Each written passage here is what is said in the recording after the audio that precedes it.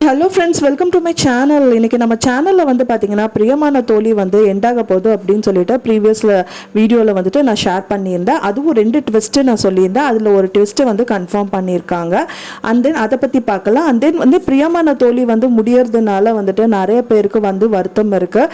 இதோட பார்ட் 2 வருமா அப்படின்னு சொல்லிட்டு நிறைய ரசிகர்கள் வந்து எதிர்பார்த்துட்ருக்காங்க. அதை பற்றியும் நம்ம இந்த வீடியோவில் பார்க்கலாம்.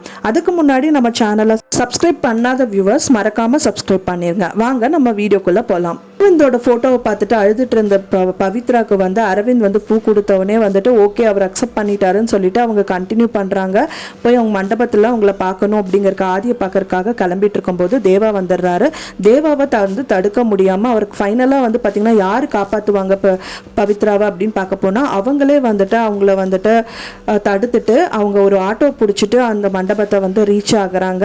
அந்த மாதிரி கதைக்களம் போயிட்டு இருக்கு. ஒரு விதத்துல பாத்தீங்க அப்படின்னா பவித்ரா வந்துட்டு கண்டிப்பா சங்கவியத்தை வந்துட்டு ஆதி கல்யாணம் பண்ணிக்க போறாரு அப்படின்னு நினைச்சிட்டு இருக்காங்க.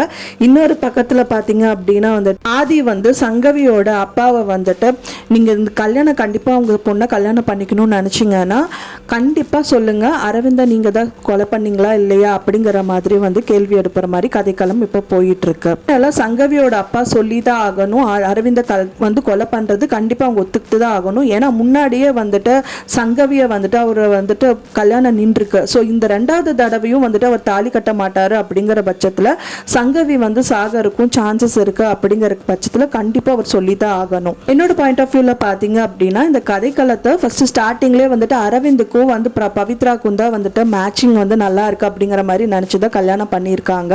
ஆனால் இப்போ ரீசெண்டாக வந்து பார்த்தீங்கன்னா ஆதி கல்யாணம் பண்ணனால அவர் கூட வாழணும் அப்படிங்கிற மாதிரி கதைக்களம் போயிட்டு இருக்கு. டாக்டரா வந்தவரும் வந்துட்டு அரவிந்த் அப்படிங்கிற பேர்ல தான் வந்துட்டு இந்த நாடகத்துல வந்து இன்ட்ரோடியூஸ் பண்ணியிருக்காங்க.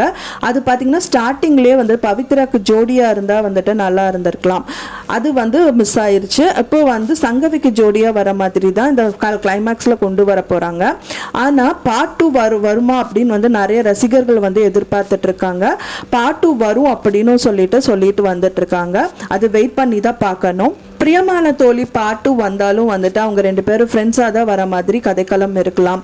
ஏன்னா வந்து அவங்க குழந்தைகளை வந்து அவங்க பெருசாக்கி அதோட ஃபியூச்சரை ஃபியூச்சரில் அவங்கள வந்து பெருசாக்கி அண்ட் படிக்க வச்சு ஆளாக்குற மாதிரி கதைக்களம் கொண்டு போகலாம் அப்படிங்கிறது எதிர்பார்க்கப்படுது. அதுவும் வந்து நம்ம வெயிட் பண்ணி பார்க்கலாம் ஃப்ரெண்ட்ஸ். நான் சொன்ன இந்த தகவல் உங்களுக்கு பிடிச்சிருந்தா மறக்காம லைக் பண்ணுங்க, ஷேர் பண்ணுங்க, சப்ஸ்கிரைப் பண்ணுங்க. தேங்க்ஸ் ஃபார் வாட்சிங் மை வீடியோ ஃப்ரெண்ட்ஸ். நெக்ஸ்ட் வீடியோவில் பார்க்கலாம்.